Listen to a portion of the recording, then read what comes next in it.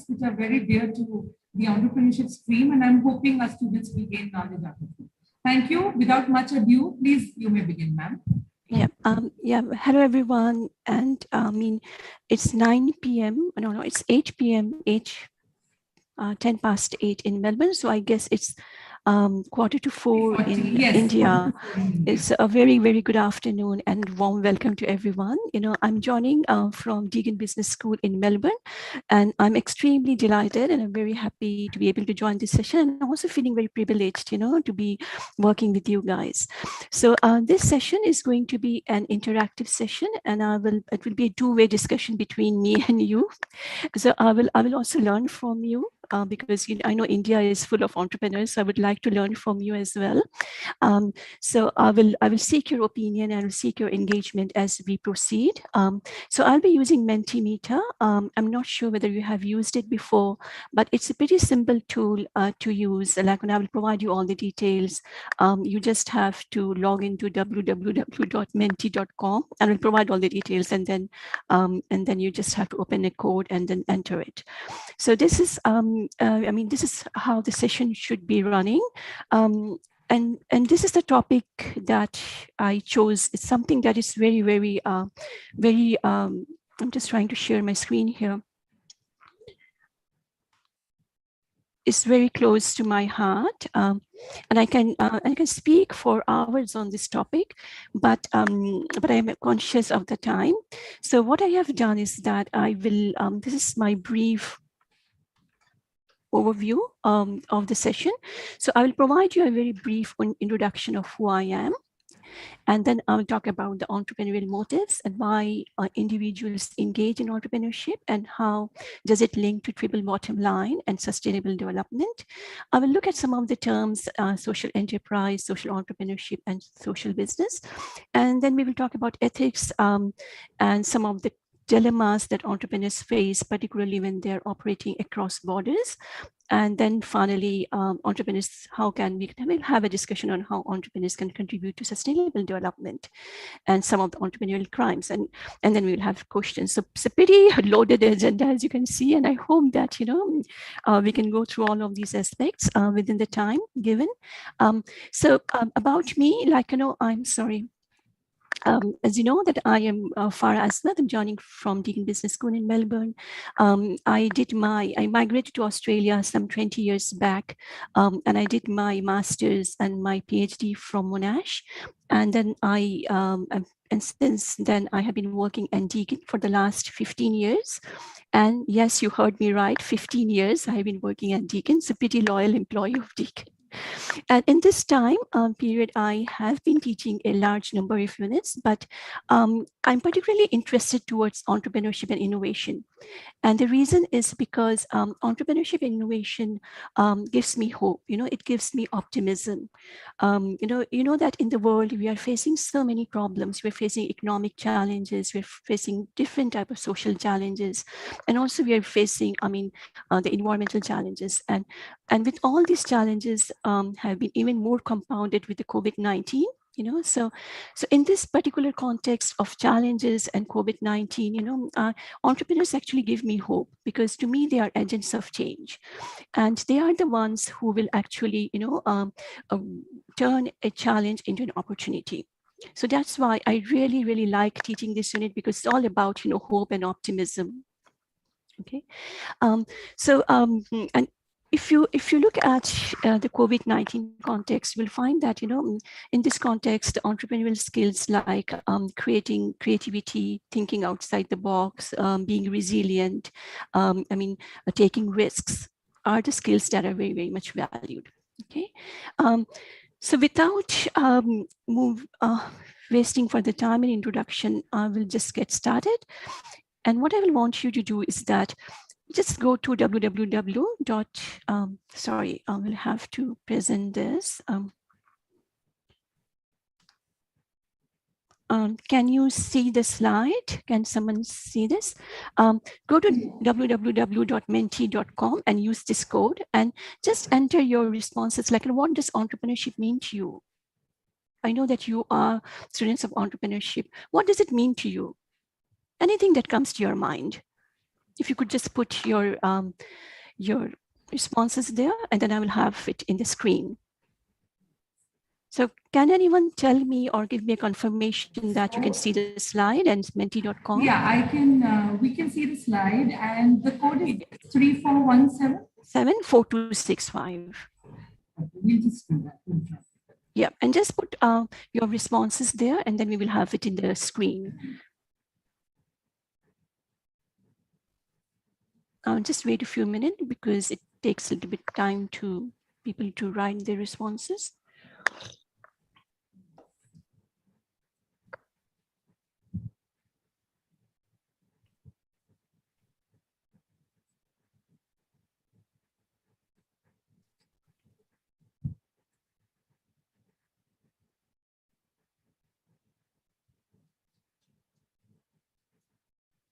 Is it working? Yes, it's working. Okay, great. Yeah, it took the code. Yeah.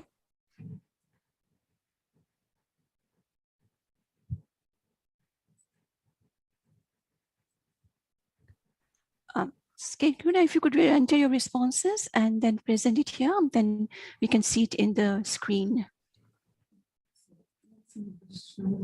Yeah, yeah, that's good. Great, excellent. Very good. See, so wow, innovation, thinking outside the box, creativity, that's the big one that's coming up. The bigger the word is, that means that more people have opted for this particular, reason. So creativity, developing a business model, willingness to improve, very good. Setting up a business, ideation, passion, very important, passion. I really like it, right? Innovation, resilience. So that's really, really good. So this is what entrepreneurship is, isn't it? So if I combine all of these aspects together, and if I want to come up with a definition, what I would perhaps say that entrepreneurship is a process, right? In which individuals, they look for opportunities and they use their creativity to turn this opportunity into a business model that adds value. And throughout this whole process, they take risk, and they are resilient as well, because they're not supposed to be, they're not supposed to succeed in the first attempt. So they have to be very resilient as well. So they're looking at an opportunity to solve a problem. They use their creativity to solve that problem. And in this whole process, they take some risk. So that is entrepreneurship, is a process, right? Now, the second thing that I would like you to do is hopefully, yeah, the same, if you could just use the same process, menti.com, and use the code number. Why do you think people engage in entrepreneurship? What are the underlying motivation for people to engage in entrepreneurship? So people would like to engage in entrepreneurship for many different reasons, right? So what are some of these motivations? So if you want to be an entrepreneur, what will be your motivation? If you could just please enter your response using this code.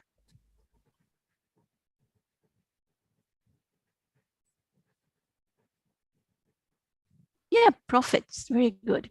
For satisfaction, societal good, very good. Profit, finance, right, very good, excellent. To be your own boss, right, excellent, very good. Utilizing one's creativity. But if I want to look at the motivations, like why I want to do it, can see that profit is coming up, societal good, bringing a change, so that sort of thing. So these are some of the motivations of why people engage in entrepreneurship, right? And many people have different people have different motivations. Profit is coming up very strongly, as we can see. Okay, so if we want to just sort of group the different themes that we just saw now, we can see that these are the three underlying, broadly, these are the three underlying motivations for entrepreneurship to engage, entrepreneurs to engage in entrepreneurship, right? One is profit, economic reason, financial reason. That's number one. People means that you guys mentioned about societal need, doing something good for the society, something good for the community, right?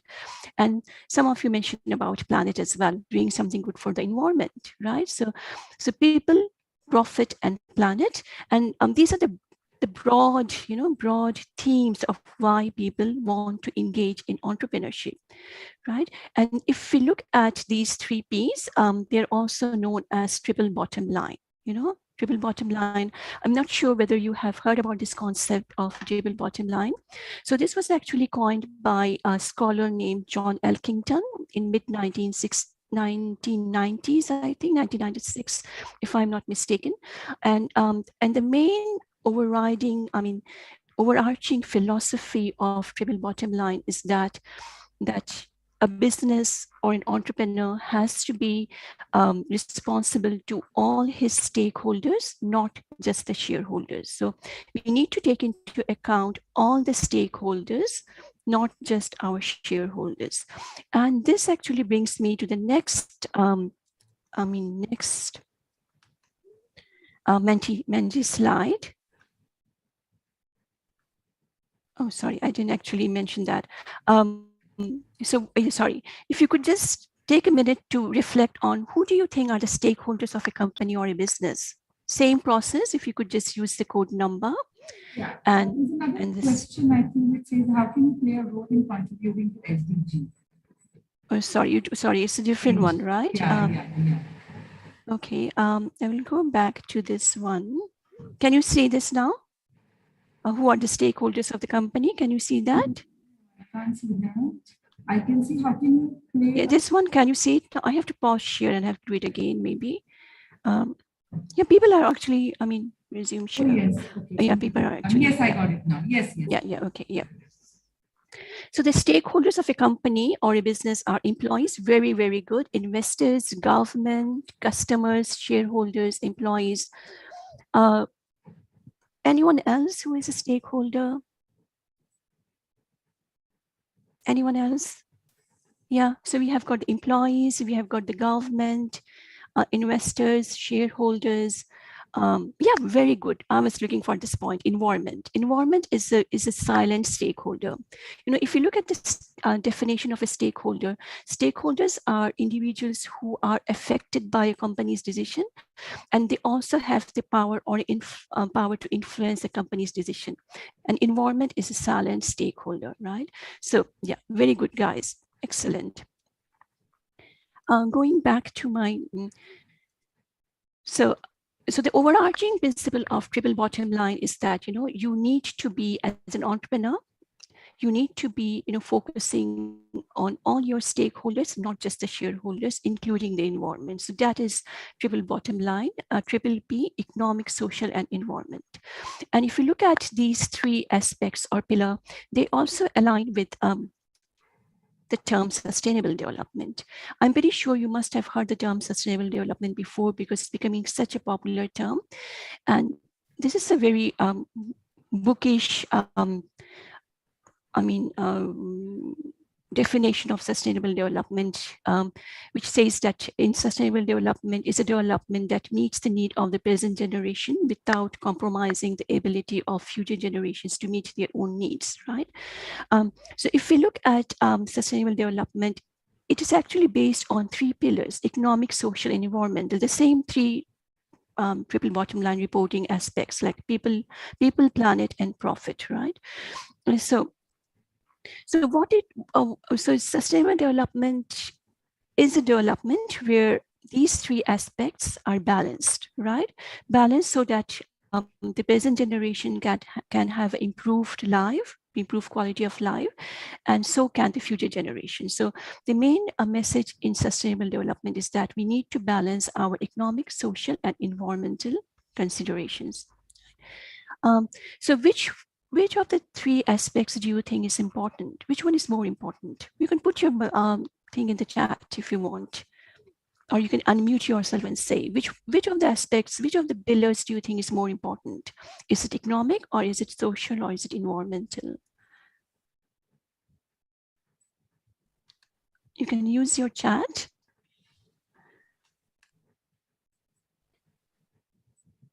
Actually, if you can, yeah, someone has said something. Let me see. Economic. Oh, wow. Economic.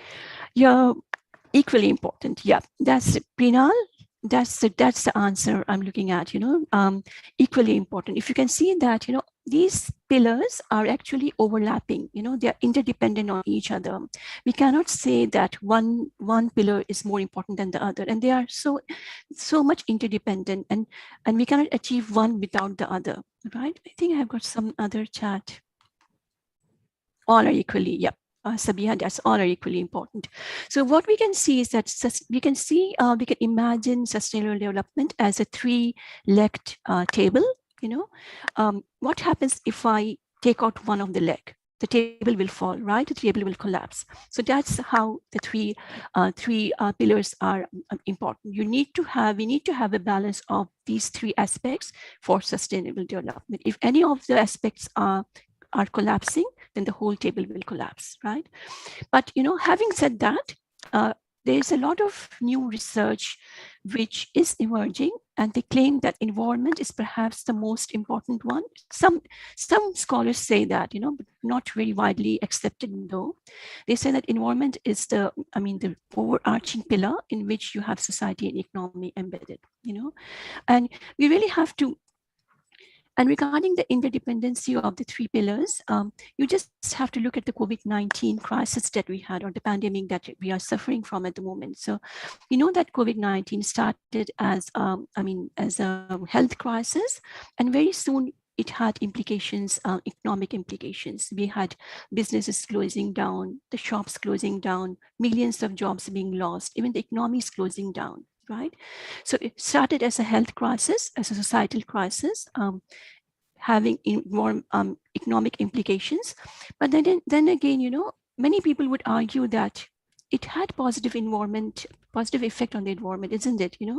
Because we didn't have any cars on the road, there were no planes flying, which means that there was decreased carbon dioxide emission, right? And in fact, I read some newspaper articles saying that in India and China, the air quality is much better because we don't have any cars on the road. The factories are not working back. I'm talking about last year. But the thing to understand is that, this effect on the environment is very short-lived. As soon as the economy resumes, as soon as the lockdown eases, what will happen is that again, everything will be back to normal. Again, we will have that environmental challenge, right? So all of these three aspects are interdependent, and all of them are important. That's the main message that I would like to give you. And when you want to think about sustainable development, think it as a three-legged table, where one is the economic pillar, social pillar, and the environmental pillar. And I'm very happy to have any questions towards the end. And if you have any questions, you can put it in the chat as well, right? Moving forward.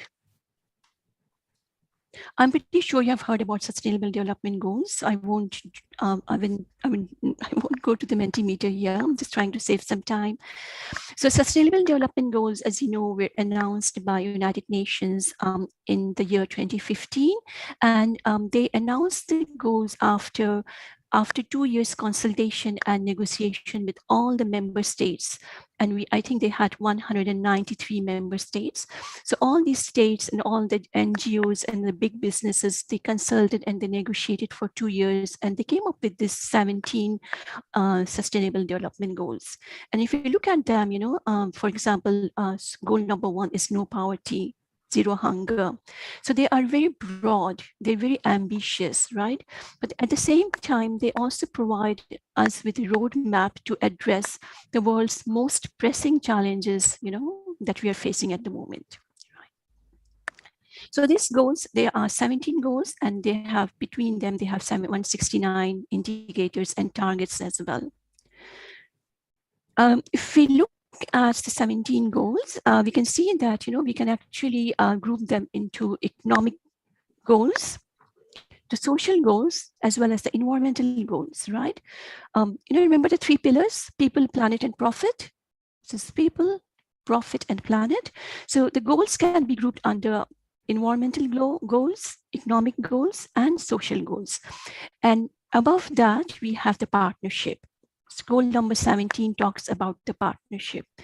And what it says that, we really need to work in partnership within the country, within our own country, with the different sectors. Like public sector needs to work with the private sector, with the academia, with the not-for-profit sector, because And outside the country, internationally, countries need to work with themselves, so we really need to have partnerships to achieve this goal.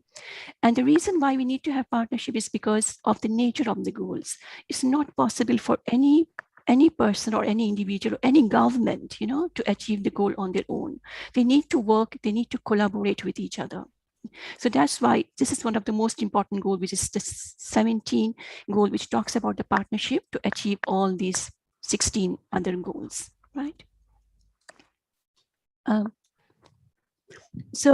know that before SDGs, we had the Millennium Development Goals, and these goals are different. Number one, these goals, while if you remember Millennium Development Goals, they were mainly applicable for developing countries, whereas Sustainable Development Goals, they apply to every nation, whether they are developed or whether they are developing, regardless of their stages of development, SDGs apply to every nation. And within the nation, as I was saying, they apply for every sector: the government sector, the private sector, the university sector, the tertiary sector, the not-for-profit sector.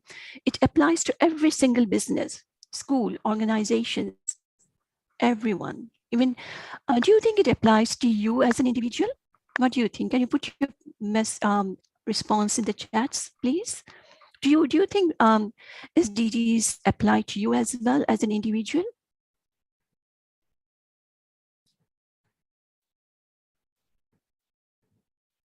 You can put in your, you can use, yes, very good. Yes, very good.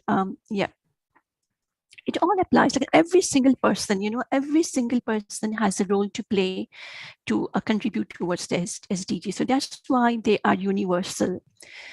Whereas the MDGs, we're only focusing on developing countries, and SDGs apply to every country, developed or developing. Within the country, they apply to every sector, every business, every individual. So that's why they are universal. The other interesting thing with SDGs are that they're all very integrated, which means that, if I just go back to the slides,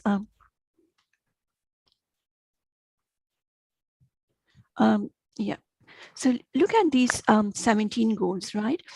They are all very integrated. For example, like, if you have a business that is focusing on reducing poverty, you will also have, automatically you will have effect on the SDG goal, which is zero hunger, right? Isn't it? Because if you reduce the poverty, which means that people will be having food to eat, that's zero hunger. If you eliminate their poverty, excuse me, which means that they will have better health and well-being. They will have more education, right? They will invest on more quality education. So SDGs, if you look at the 17 SDGs, they're all very interconnected, very, very interconnected. So they have positive interactions. We call it synergies, but they also have negative interactions. So that's why you need to understand about SDGs is that you just can't pick one goal because they're also interconnected. If you're focusing on SDG 1, it will have positive effect on SDG 2 and 3, but it might have a negative effect on SDG 13, which is climate change. And I will give an example. For example, think about a person who is actually trying to reduce the poverty of a rural farmer in India. And for that, he's actually advising the farmer to use, fertilizers and pesticides, right? So as a result of using the pesticides and fertilizer, the farmer is now having more productivity, more agricultural yield, right? So his family is eating better, his children are going to school, they are better quality education, better good health and well-being. But at the same time, the excessive fertilizer that he's using is leaking down into the water. It's affecting climate change. So that's a negative effect. It's affecting life below water, and the fishes, the thing that we have below water are being affected. So you can see that, SDGs are all very interconnected. So when you are thinking about SDGs, you need to think of them in a systemic approach, So you need to think about, if I'm working on this SDG, what effect it will have on other SDG. And second is whether that effect is going to be a positive one or whether that effect is going to be a negative one. That's really important. So really need to be focusing on the synergies as well as the, trade-offs. So you need to understand that they're universal and they're also very integrated, which means that we need to look at the synergies, and we also need to look at the trade-offs. Now, this is another thing that I want to ask you now, is that this one, I'm not sure whether how can you play a role in contributing to SDGs? So someone, okay, maybe someone has already put the responses there before. So maybe what do you think? You can put in chat. Just take a minute to reflect on how can you, as an individual, what role you have to play in contributing to SDGs. How can you do that?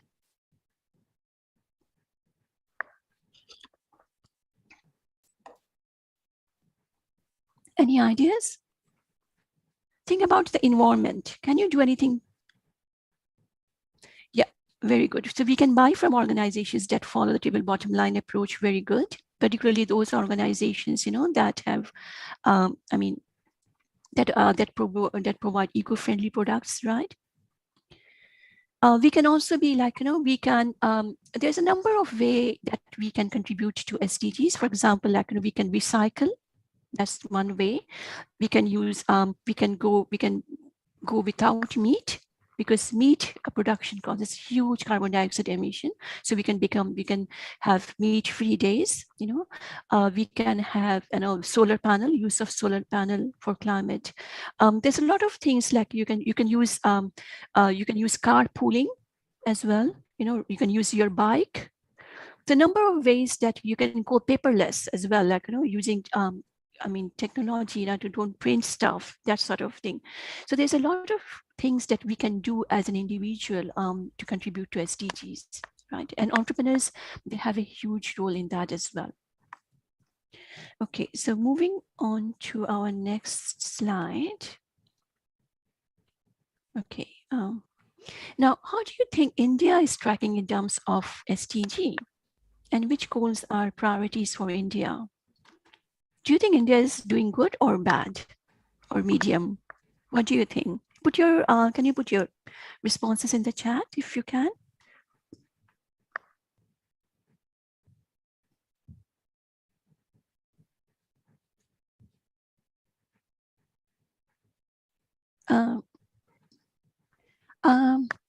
Somewhere in the middle. Yes, or maybe a little lower as well. Sorry? Somewhere in the middle, or maybe slightly lower than that. Maybe, yes, I would say a little bit lower than that. So this is actually, this is, I'll just show you the next slide. And what this slide shows you is an SDG index or a dashboard, and what the purpose of this dashboard is to see a country's performance against the 17 SDGs. So you can, on the horizontal axis, you have all the 17 SDGs. And on the vertical axis, we have the different countries in the region. And what this SDG dashboard or index does is that, it evaluates or assesses the performance of a country towards each of the goal using a traffic light signal system. So green means like, you're on track. Yellow means like, you need some attention, and red is critical. So for India, you can see there are a lot of red and orange. A lot of red and orange is there, right? And if you look at, from the SDG dashboard, Sweden is the country that's #1, and it scores 84, roughly 85 marks. Scoring is 85. Australia, where we live, is also not doing very well. It scores 30. It ranks 37 among the 193 countries. Scores 74. India is ranking 117. I would say pretty low. And the sad part is that India is also lagging behind its South Asian counterparts. For example, Bangladesh is ranking 109. Maldives is 91. Sri Lanka is 94. Nepal is 96. Bhutan is 80. And Myanmar is 104. So India, within the South Asian region, India is only ahead of Pakistan. Right. So India has got a lot of work, a lot of catching up to do, So it's not to say that India has not achieved anything. India has, like, there are a lot of entrepreneurs and a lot of very intelligent minds in India, and they have been doing very good stuff, trying to come up with different solutions to social problems, environmental problems. But what the message that I want to give you, that a lot needs to be done. If you compare India's performance in international scenario, then India is lagging behind. It's scoring 117, which is not a good score. And particularly the fact that it's lagging behind its South Asian partner means that, India has a lot of catching up to do. Now, one of the way that India can catch up, or any country can catch up for contributing to SDGs would be entrepreneurship. And I just wanted to mention our social entrepreneurs here. So social entrepreneurs are, I'm not sure whether you know who are the social entrepreneurs, but I will try to give you a definition of social entrepreneurs. So social entrepreneurs, they have a vision. They have a vision which is directly related to solving some pressing need of the world, or the community or the society they are living. And they ask very big what if questions. What if, for example, so they ask big what if questions, and what they do is that they just don't ask questions. They really get their hands dirty. They create enterprises to solve that problems, whereas people like me, who is not an entrepreneur, we also think about that problems, but we don't do anything. We just think about it, reflect about it, maybe give some charity, that's it. And because I'm an academic, I write something on it, right? That's it. But social entrepreneurs, they would actually get their hand dirty. They will create a social enterprise, and this social enterprise has huge social impact. And I'll talk about that in a second. And I said, they ask big what if questions, and these questions are so big that people sometimes think that they are crazy. For example, I'm not sure whether you know about this young entrepreneur, social entrepreneur from India. She is Ajaita Shah. And she mainly basically asked the questions that what if she could connect the rural customers with solar appliances or smartphones. And she founded this company, Frontier Markets in India. Until now, she has been able to benefit roughly 3 million rural customers.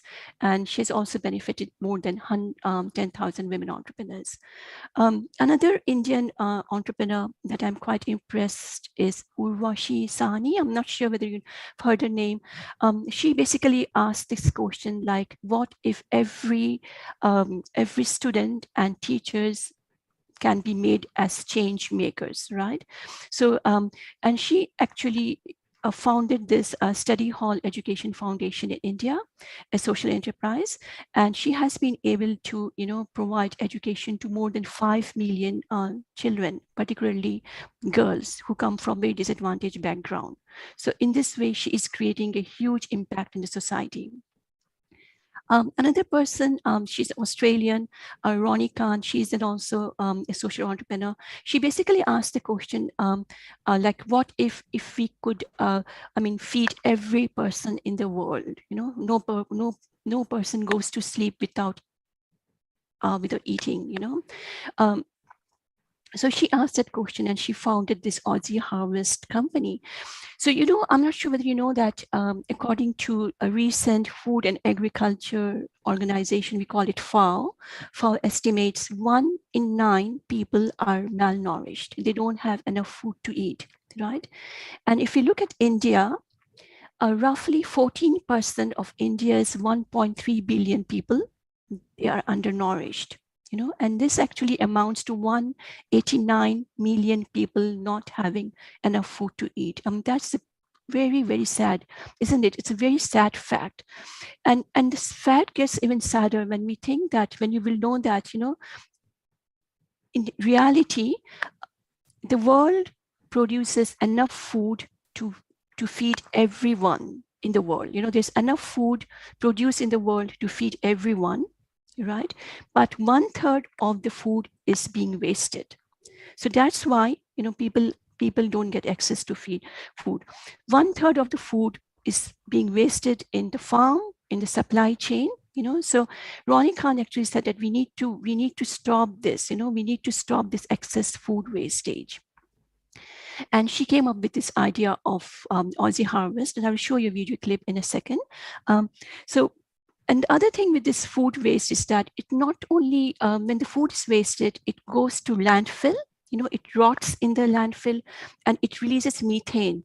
And if you know anything about methane, methane is a very strong, even stronger than carbon dioxide. It's a very strong greenhouse gas, and it causes a lot of negative impact on the climate. So on one hand, the food is being wasted, vulnerable people are not having access to food. But on the other hand, this food, while being wasted, is creating a lot of carbon dioxide and methane emission in the climate, and that is leading to negative impact, right? So she came up with a solution, and I will pause here and I will do that. I'll just see whether I can.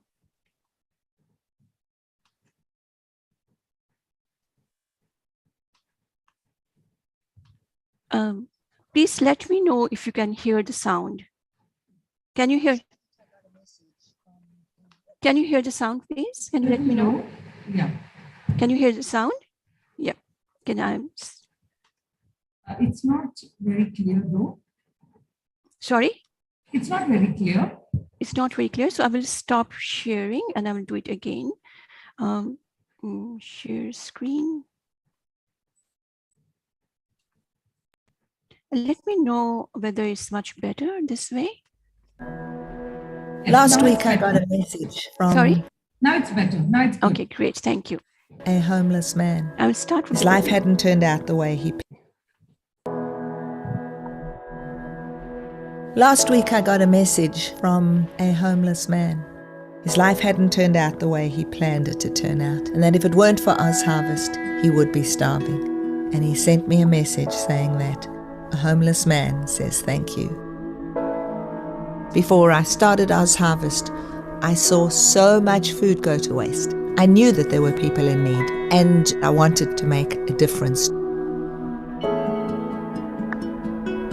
I remember being a young chef, and the lady I worked with, she just berated me. It's like, why are you throwing the stalks of the broccoli away? And she sliced them, she crumbed them and served them on an antipasta platter. And that's when it started dawning on me, that there's so much wastage that goes into the bin, and it doesn't need to. Oz Harvest to me is not just about people wasting food, it's about feeding people, making people happy. That's what life's all about. I want to give up my time for Oz Harvest because I want to give back to the community in which I lived. Logistically, the process is quite complex. We're moving food from hundreds of different locations to hundreds of charities. We're trying to get to all our donors on time to provide a decent meal. We have a lot of young men that come in here with brain injury, heroin and ice addictions. So we try and get these boys back on the road to recovery. Oz Harvest provide a great opportunity for young men to get back on their feet. The saving that they pass on to us, we reallocate those funds into things like rehabilitation, essentially bringing balance and nutrition back into the lives of these boys. I got into alcohol a lot. I was socially very inept, and so that would give me a lot of confidence to talk to people. I couldn't stop. The police caught me drink driving, which led me to go to the program. That's when you understand that you got a life to live. When the boys come in off the streets, they are sick, and so the food does have a positive effect to get back to the healthy lifestyle. And the generosity of Oz Harvest, it's the reason why I'm still here. Save people's lives. One of the most touching moments I've had was when a woman came up to me and she said, I want to thank you. I didn't have any food and my son was going to school, behaving badly, and from the time that we started getting food from you, everything changed. And my son has just gone to university. Food is about sharing, food is about caring, food is about dignity. Every single time we throw away a banana with a freckle or an apple with a bruise, it is costing us the earth. So isn't that a very powerful story? So what Ronnie does is that she She collects the excess food from different commercial outlets, the restaurants, and she distributes it to different charities free of cost. And these charities then actually distribute the food to vulnerable people or people from disadvantaged community, right? So, and also I'm not sure that moving on to the next social entrepreneur from a neighboring country, Bangladesh, Mohammed Yunus. He is the pioneer of Grameen Bank. If you've heard about this Grameen Bank microfinance institution, so he got the Nobel Peace Prize for this in 2006. So he basically asked the big what if question. His big what if question was like, what if we can use microfinance as a tool to eradicate poverty? So he was trying to give loans, micro loans, like as small as like $20, particularly to women from disadvantaged community. And this $20 meant a lot for these poor women because they couldn't get loan from normal bank because they didn't have any collaterals. What the Grameen Bank does is that it doesn't, you don't need to have a collateral to get this small microfinances, right? So it, and based on this model, he has lifted millions of people out of poverty, and this model is being replicated all over the world, I think including in India as well. But this is the girl that I really want to talk about today. And Stephanie, she's also an Australian, and she started her 7 Women enterprise in Nepal. So she started this 7 Women Nepal social enterprise in Nepal when she was only 19 years old, right? So she went to Nepal and she saw that women with disability were treated very largely discriminated, because in Nepal, because of Hindu religious beliefs, they were discriminated because people thought that these women must have done something bad in their previous life, and that's why, as a result of their karma, they are being, they are disabled in this present life. So first, the women were being discriminated because they were women, because Nepal is a very male-dominated society. And second, they were being discriminated because they were disabled, right? And so Stephanie, she just thought that she had to do something, and she started this 7 Women enterprise only with $200 Australian. So let's look at her story. And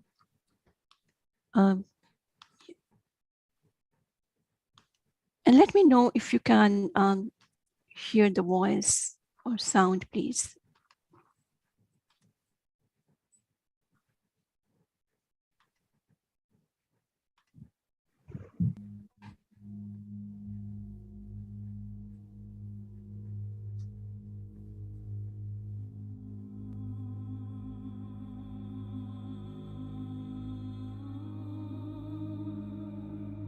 The moment that we are born as a woman, we are treated differently.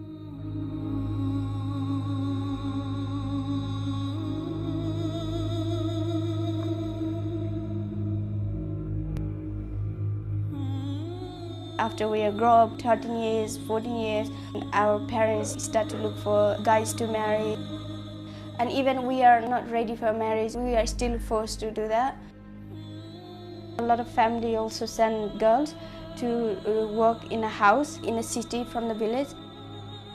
It is very difficult for women to come from the village without any education, without any other knowledge. These women are totally innocent and they don't know what is going to happen. In our society, women are always dominated by men. Women are tortured, women are beaten by husbands. They're sexually abused. They're sold in India. Women are scared to talk. They are speechless, they are wordless.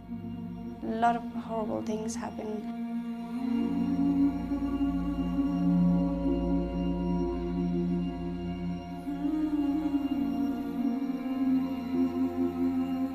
In our Hindu culture, our society, the people believe that whoever is a disabled person must have done something bad karma in their past life. It's already difficult to being in this society, being woman and disabled, it is very difficult. Not many men would like to come and marry her, so she is a burden to the family. So these women, they already feel like a very heavy, and then when they go outside a house, People look at them like very funny way, and they make very horrible comments. Society doesn't want them, and the family doesn't want them. They're totally forgotten.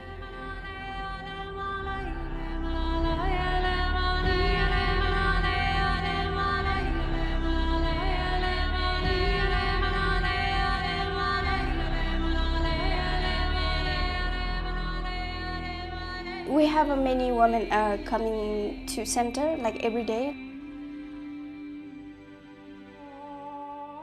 Women has to fit into our criteria to work here because we want to help mostly marginalized women and disabled and also single mother. 7 women is providing them shelter and providing them food. For women who have no education and they cannot read and write, so they need to go through the literacy class. That's their first step. And then second step is so they can do the training. Some women will like knitting and some women like making hand puppets, like a felt working. And some women like this tailoring, like stitching. We go out and buy materials and we provide the tools, we provide them skills, and then we give them employment. The friendship the women have here, it's beautiful. They're like a family. They eat in the same plate, they share the same room, and they talk about their feelings, and like they help each other. Right now we are focusing on a 7-woman center, and we are selling our products in international market. We want to create more products that we can sell in local market also. So we want to make our own shop, and we want to make our greenhouse, and so we can sell our local products to the local people. Then after that, we want to expand our work in a rural area because we will find the most needy women to help. First, we want to educate the women, and then we want to give them skill training, and then we want to give them employment. So that's our future vision. Okay, again, very powerful story about how entrepreneurs are making a difference to the life of people who are disadvantaged in the society, and how they're helping solve the social problems, right? Now, so this is another, so if I just want to summarize what we have been talking about is who are social entrepreneurs. So they're driven by a social mission, and they have a desire to find innovative ways to solve social problems that are not addressed by the government or the business, you know. So there's a gap in the market where people, for example, in 7 women's case, the government was not willing to work with the women with disability, neither was the private sector or the business. So there was a gap in the market which was filled by 7 women enterprise by Stephanie, right? By the way, this is also an Indian entrepreneur. He's holding a $10 laptop, okay? So this is the code. They just don't give, they're not contented just to give you a fish or teach you how to fish. They will not rest until they have revolutionized the fishing industry. So that's what social entrepreneurs do, right? So that's why, can you see like how we need social entrepreneurs in today's context, because we're facing so many different challenges, and we need social entrepreneurs because they will come up with different, very innovative, creative ideas to solve the problem, right? So another thing with social entrepreneurs is that they really don't need a lot of resources. For example, all these social entrepreneurs that I talked about, they started with very small amount of resources. Stephanie had only $200, right? You know, Muhammad Yunus didn't have any money at all, right? So they don't have any. I have a chat. Yeah, okay, sorry. All right. Okay. So are we finishing at 9, Sabiha, or do we have still little, are we finishing? another 2 minutes, and then if you 10 minutes? I Okay, think right. it's almost, I think all the time is there, but still 10-15 minutes we can take out for the question and answer sessions. All right. Okay. So social entrepreneurs, I mean, they're led by a social, environmental, economic mission. They engaged in trade to fulfill their mission. So they are not only charities, and that's the difference between not-for-profit and social entrepreneurs. Like, they are engaged in some sort of trade to earn their revenue, and they derive a substantial portion of the income from this trade. And what they do is that they reinvest the majority of their profit in the fulfillment of their mission. So they have a social, environmental, and economic mission. They are engaged in some sort of business to fulfill their mission, and they derive a substantial portion of their income from this trade. And whatever profit they make, they reinvest the majority back into their own business. So these are some of the very characteristics of social entrepreneurs. Like, they have a mission, as we said, create social value. They continuously look for opportunities, continuously innovating, continuous innovation. They are not restrained by resource constraint. They act very boldly, and they have accountability to the community they are serving. So this is I just wanted to say this one, this slide. So this slide actually shows you the difference between social enterprises and social business and for-profit with CSR organizations. So what we have done in this slide is that we have tried to classify these organizations based on 2 criteria. So on the vertical axis, we have the bottom line, means that how businesses redistribute their profit, and vertical line is where do they get their income from. So based on this criteria, we can actually plot social enterprises and social business for profit with CSR. So if you look here, social business earns they don't depend on charity. They derive their income from their own sales, or from their own business, which is the sale. And they redistribute all of the profit they create back into their business. They don't keep anything for the shareholders. So whatever profit they have, they reinvest it back to their business. Social enterprise, there's a mix.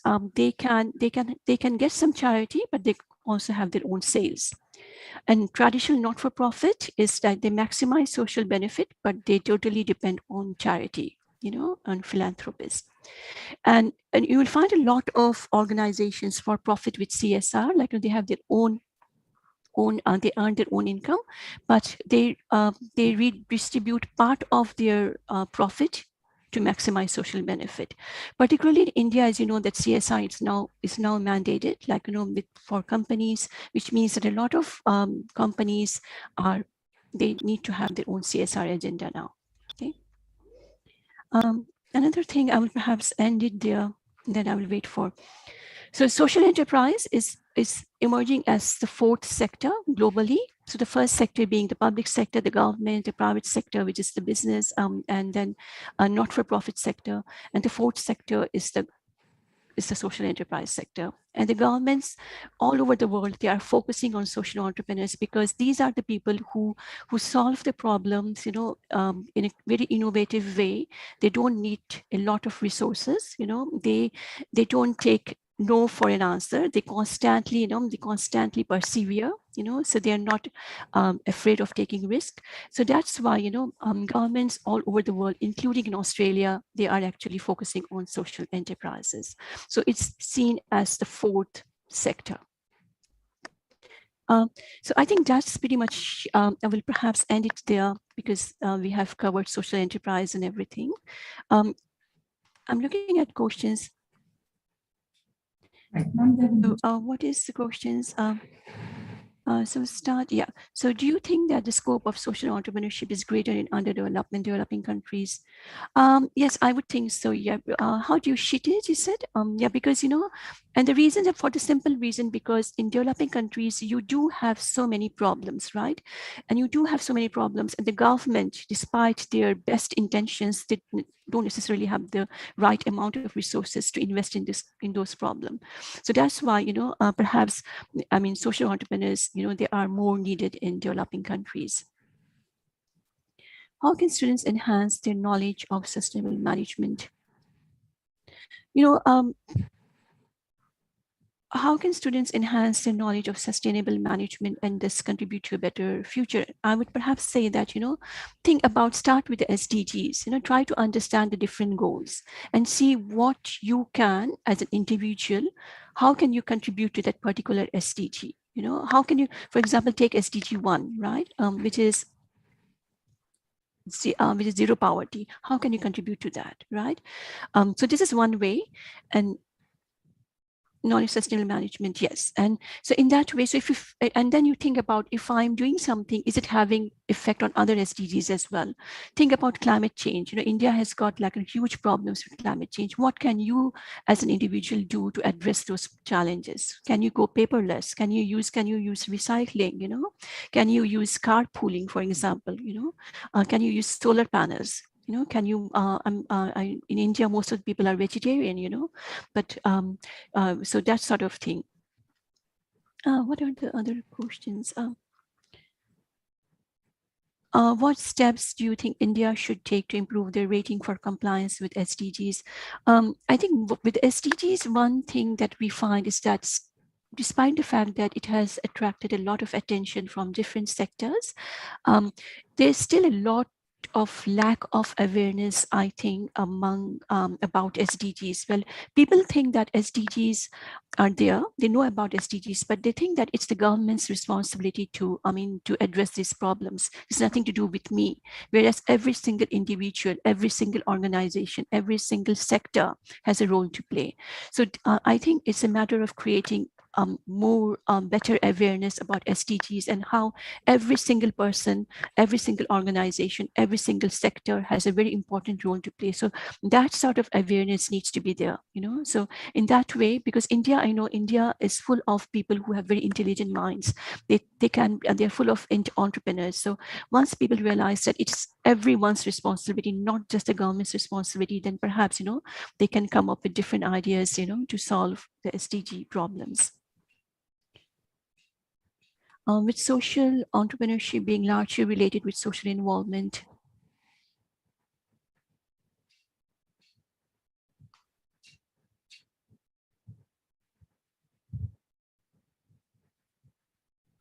So Arju, Arju Gahani, so you're saying with social entrepreneurship being largely related with social involvement, non-profit initiatives, they might necessarily be highly profitable.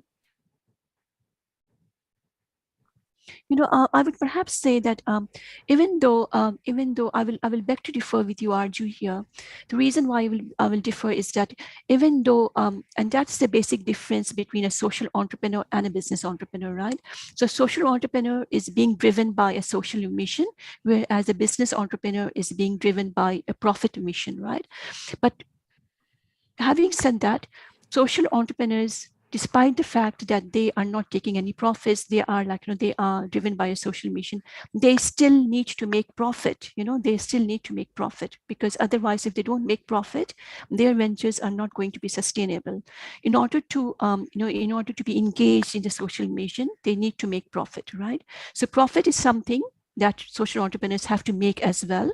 But the difference between social entrepreneurs and normal business entrepreneurs is that social entrepreneurs will, because they're so much driven, they're so much passionate about the different social problems, that they redistribute their profit back into their own business.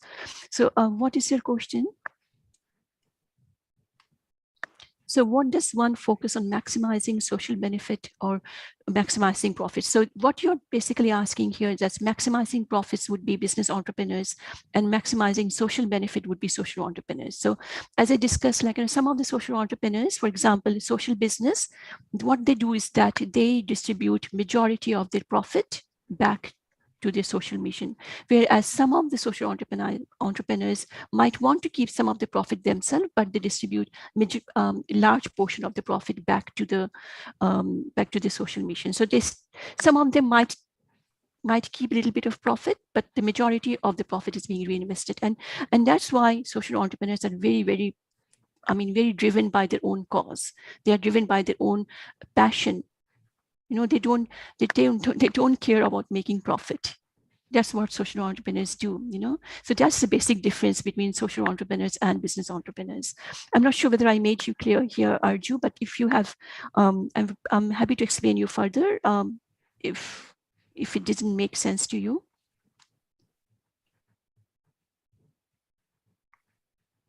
Does it make sense? I think it was fine. Wonderful. Okay, yeah. Well, thank you, Arju. Thank you for that confirmation. Any other questions that you would like to ask?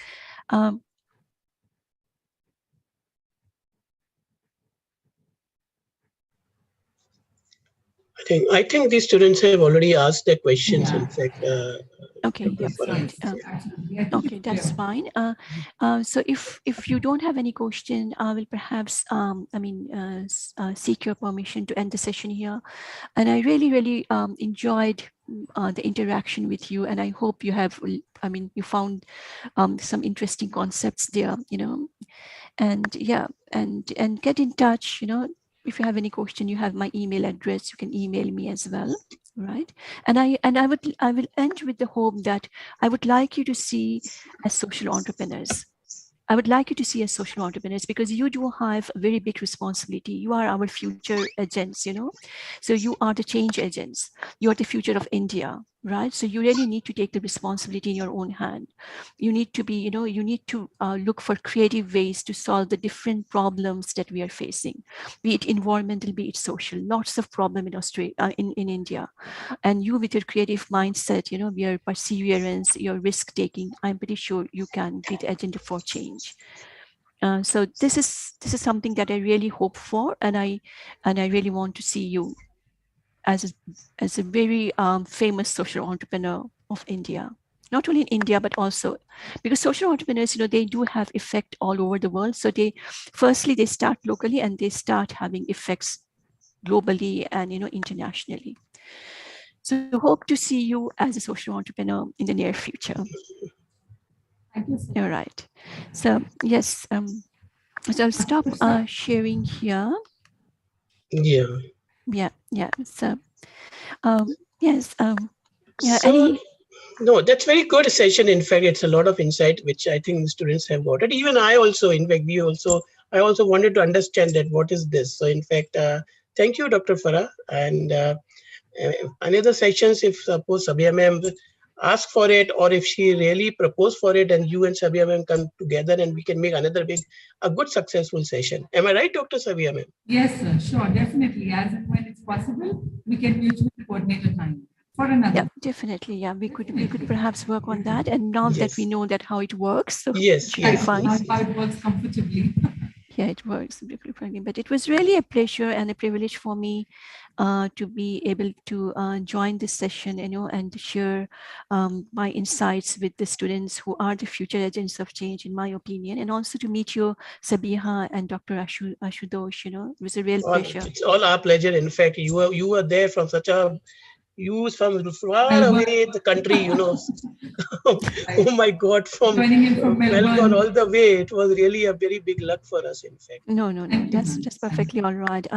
Because I originally come from a country, from your neighboring country. Okay. So I do have feelings for India. So I come from Bangladesh, actually. So you're from Bangladesh, in fact. So I'm not from, many people think that I'm from Pakistan, but I'm not. Yeah, even I was also thinking that she must be from Pakistan, you know. And I did not know so.